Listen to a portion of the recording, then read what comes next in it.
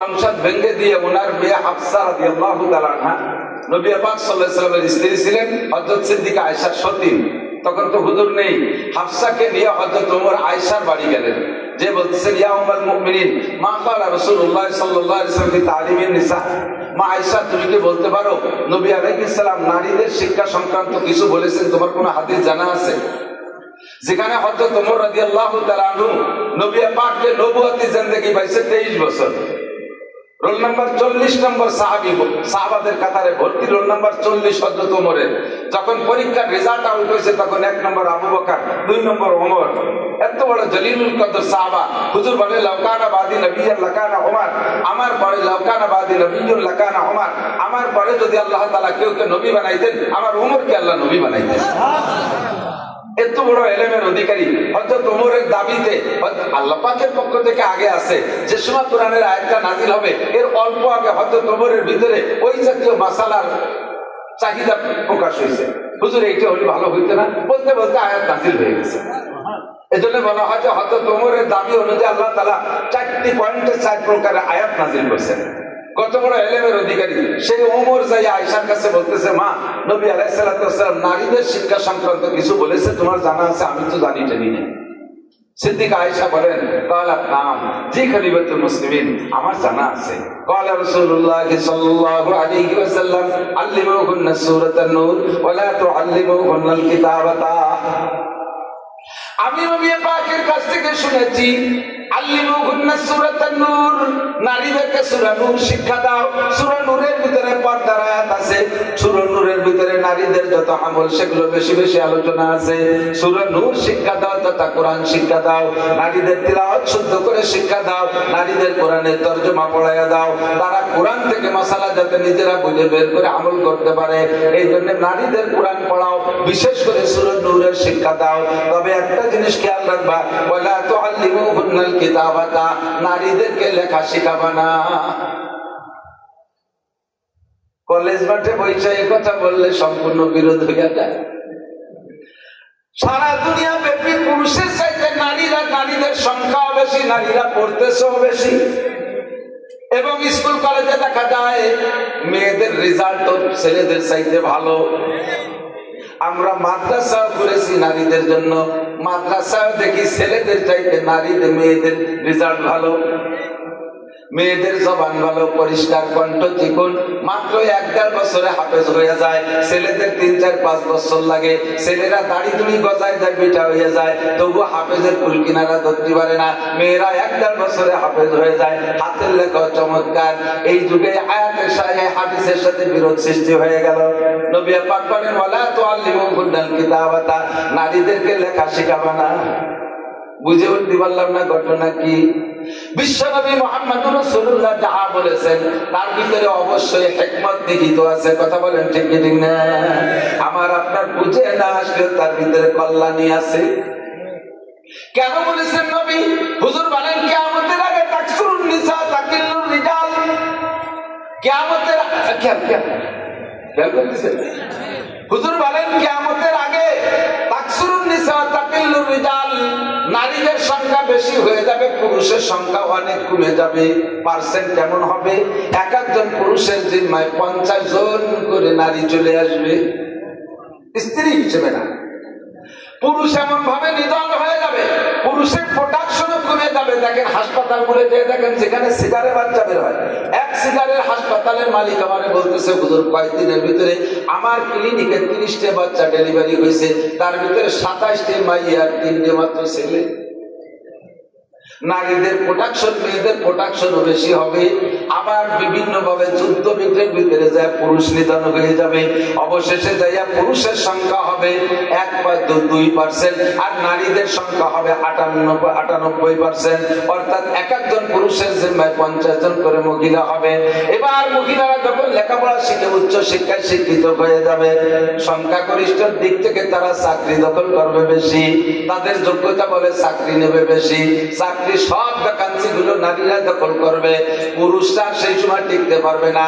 Member হবে মহিলা, chairman হবে মহিলা, উপজেলায় চলে যাবে মহিলা, এমপি হবে মহিলা, মন্ত্রী হবে মহিলা, টিওনো হবে মহিলা, ডিসি হবে মহিলা, এসপি হবে মহিলা, সেনাবাহিনীতে থাকবে মহিলা, পুলিশ ডিপার্টমেন্টে মহিলা, সব জায়গায় মহিলার মহিলা হয়ে যাবে। হাজার হাজার পুরুষ তখন তারা এই সংখ্যালঘুত্বের কারণে ভোটের অভাবে তারা দুর্বল হয়ে পিছিয়ে পড়ে থাকবে। যুবকরা বিয়ে করতে পারবে না, কারণ চাকরি পাবে না, তারা চাকরি দখল করবে ওই জায়গার মহিলারা।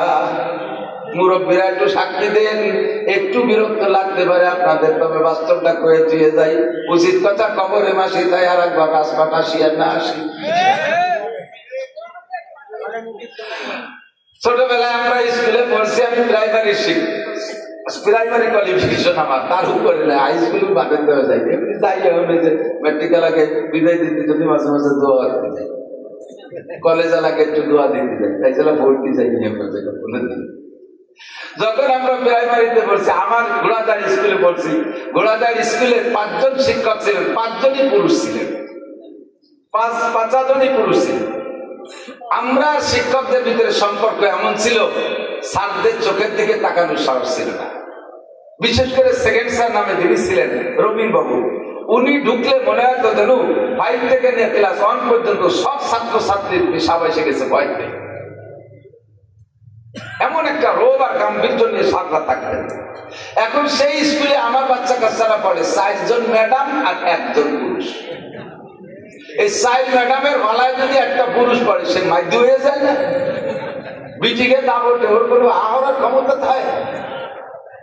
আর ম্যাডামকে যোগ্যতা কতটুক? আমাদের আমরা ছোটবেলায় বাড়ি থেকে যদি অন্যায় করতাম, আমাদের গার্জিয়ানরা মাস্টারদের কাছে নালিশ করার ভয় দিত, তোর সার্ভে করে দিবানি, এগুলি আমাদের কাম সারা।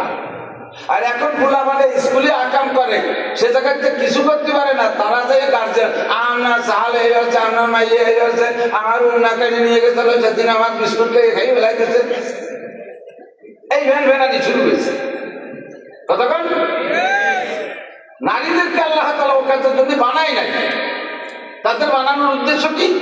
ইয়া নিসাআন নবী লাসকুন্না কাআদিন মিনান নিসা ইন ইত্তাকাইতুন্না ফালা তাখদা'না বিল কওলি ফায়াতমা আল্লাযী ফী কলবিহি মারাদুন ওয়া কুলনা কওলান মা'রুফা ওয়া কারনা ফী বুয়ুতিকুন্না ওয়া লা তাবাররাজনা তাবাররুজাল জাহিলিয়াতিল উলা।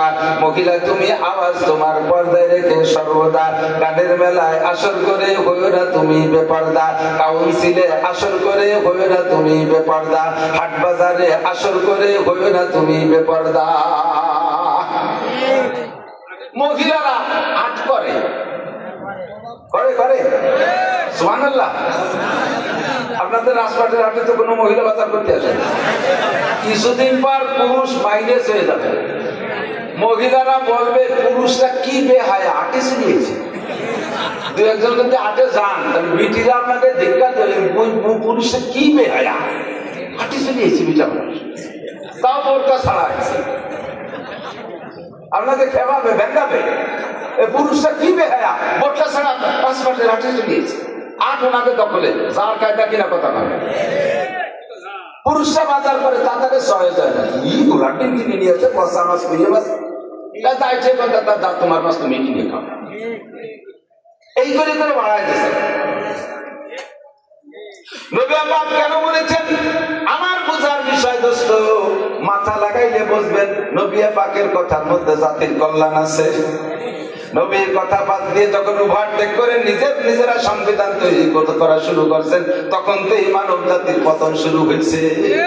মানবতা বুদ্ধি নাই। নবী পাক বলেন ওই ব্যাখ্যা দিয়ে আমার দায়িত্ব না, আমার অল্প দিনের নবুয়তি হায়াত, মাত্র 23 বছর আমি নবুয়তি করেছি, গোটা দুনিয়া ঘুরে আমার বলার সময় হয় নাই, সমস্ত জাতিকে তার ভাষা দিয়ে আমারে বুঝিয়ে দেওয়ার সময় হয় নাই। আল্লাহ পাক আমাকে আরবি বানাইছে, আরবি ভাষায় আমি সংবিধান দিয়ে গেলাম, আরবি ভাষায় আমি সূত্র বলে গেলাম, এর ভিতরে ব্যাখ্যা করে তুমি ডুবাই দেখো। আমার নবী বলেছেন দাড়ি রাখো পুরুষরা, দাড়ি রাখো পুরুষরা, দাড়ি রাখা ওয়াজিব, লম্বা দাড়ি রাখো, ছোট করো, দাড়িরে বড় করো। এর ভিতরে কি কি লাভ আছে এইটা বলার সময় আমার নাই। একদিন তোমরা প্রযুক্তি দিয়ে গবেষণা করে বিজ্ঞান কাটাইয়া এই দাড়ির ফায়দা তোমরা খুঁজে বের করবা। ইদানিং কালে মেডিকেল সায়েন্সের বিজ্ঞানীরা আবিষ্কার করেছে দাড়ি কাটবেন যত বেশি দাড়ি পাকবে তত তাড়াতাড়ি। মাথার চুলের উপর দিয়ে উপরেও কাটি সাইডেও কাটি, বলেন তো কোন জায়গার চুল আগে পাকে? এই সাইডের চুল আগে পাকে, কারণ এই জায়গায় বেলেট খুব লাগছে বেশি, ও মাইক খাইছে বেশি, মাইকের ঠেলেও পাইয়ে গেছে, অকালে বুড়ো হয়ে গেছে। দাড়ি কাটবেন যত বেশি পাকবে তত বেশি। 2 নম্বরে দাড়ি কাটলে এর প্রভাব কত দূর যায়? দাড়ি যত বেশি কাটবেন চোখের পাওয়ার তত বেশি তাড়াতাড়ি নষ্ট হবে। দাড়ি যত বেশি কাটবেন আভ্যন্তরীণ মাইল কাটবেন, সেক্স পাওয়ারের উপর পর্যন্ত হস্তক্ষেপ চলে, যৌন ক্ষমতা দুর্বল হয়ে যায় ধীরে ধীরে। দাড়ি বেশি কাটলে ডায়াবেটিস তাড়াতাড়ি হয়, দাড়ি বেশি কাটলে গনোরিয়া হয়, দাড়ি বেশি কাটলে গণপিসাব হয়, ইত্যাদি ইত্যাদি সমস্যা সব দাড়ির মধ্যে রয়েছে। আমার নবী এত ব্যাখ্যা দিয়ে যান নাই। নবী একটা কথা বলেছেন, কসু সারে বাবা বললো হা মোসরে ছোট করো দাড়িরে বড় করো। নবী বলেছেন না তাবুলু কায়মান, দাঁড়িয়ে খাইয়ে পেশাব করো না। কেন করবা নাই? কেন বলার সময় আমার নবীর নাই? মাত্র 23 বছর জিন্দেগিতে গোটা মানব জাতির সংবিধান দিয়ে যাবে, অল্প সময়ের ভিতরে এত ব্যাখ্যা দিয়ে যাইতে পারেন নাই। নবী শুধু সূত্র বলে দিয়ে গেছেন, দুনিয়ার মুসলমান দাঁড়িয়ে খাড়িয়ে পেশাব করো না। কেন পেশাব করবা না? এবার তোমার বিজ্ঞান কাটায় গবেষণা করে দেখো দাঁড়িয়ে পেশাব করার মধ্যে লাভ না লস। বিজ্ঞানীরা আবিষ্কার করেছে দাঁড়িয়ে পেশাব করলে চোখের পাওয়ার দুর্বল হয়ে যায়, দাঁড়িয়ে পেশাব করলে চেহারার নূর কমে যায়, দাঁড়িয়ে পেশাব করলে সেক্স পাওয়ার কমে যায়, দাঁড়িয়ে পেশাব করলে ডায়াবেটিস হয় তাড়াতাড়ি, দাঁড়িয়ে খাড়িয়ে পেশাব করলে কিডনি মার খেয়ে যায় তাড়াতাড়ি, কিডনি ড্যামেজ হয়ে যায়, আভ্যন্তরীণ নানান রোগ সব দাঁড়িয়ে খাড়িয়ে পেশাবের মধ্যে। এখন বসা পেশাবখানা তো সরকারি ভাবে যা বানাচ্ছে, তারপরে বিভিন্ন পাম্পে স্টেশনারি এয়ারপোর্টের ওর মধ্যে বসার কায়দাই নেই, সে বই বসা একটা রাখতে দিচ্ছে উপরে। বই বসা চেনেন?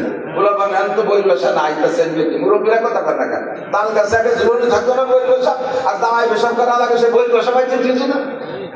সিরামিকতে বই বসা একটা পাইতে দিচ্ছে, দামায় ছাড়া পেশাব করার কায়দা নেই। আমরা বসে পেশাব করতে গেলে নিচে পেশাব হবে আর একটা পেশাবের টুকরি নাক করা হবে। আর পাইকারি দরে ডায়াবেটিস, কারণ ডায়াবেটিসের ঔষধ বানাইছে তা বেশ দিতে হবে, বেচার জন্য রুগী বানাতে হবে না। এই রুগী বানাচ্ছে দাঁড়ায় দাঁড়ায় মোতাকে। সিজারের ঔষধ বানাইছে, সিজার করে বাচ্চা বের করলে মোটা খাওয়া পাওয়া যায়, হাসপাতাল আলাদা। কাজেই সিজারের জন্য তারা আগে থেকে প্রস্তুতি নিয়েই ফেলায়। ইদানিং কালে বাচ্চা একটা পেটে আসার সাথে সাথে পরামর্শ দিয়ে দিয়েছে ফেসবুক, ইউটিউব, টেলিভিশনে, যে বাচ্চা গর্ভে আসার সাথে সাথেই আপনারা ডাক্তারের শরণাপন্ন হন, ডাক্তারকে দেখান বাচ্চা কোন পজিশনে আছে, বাচ্চার বয়স 1 দিন না 2 দিন না 3 দিন, কেবলমাত্র পেটে গেছে, তার বয়স কর্তৃত্ব মাপা শুরু হয়ে গেছে, ভ্যান চালায়, রিক্সা চালায়, কিসেন গেছে, সেও বউদারে নিয়ে 1-2 দিন পরে চলে যাবে হাসপাতালে। ফার্স্ট চান্সে যাওয়ার সাথে সাথে এমন ঔষধ দিয়ে দেবে যার নর্মাল ডেলিভারি হবে না, পরে শিক্ষাটি হয়ে যাবে। কারণ না শিক্ষাটা পদ্ধতি আবিষ্কার করছে, ওর বেশি তো খাতে হবে, তা সে তো কামাই করতে হবে। এই জন্য সেই যাতে সিজারে আসে তার জন্য যে মেডিসিন দরকার সে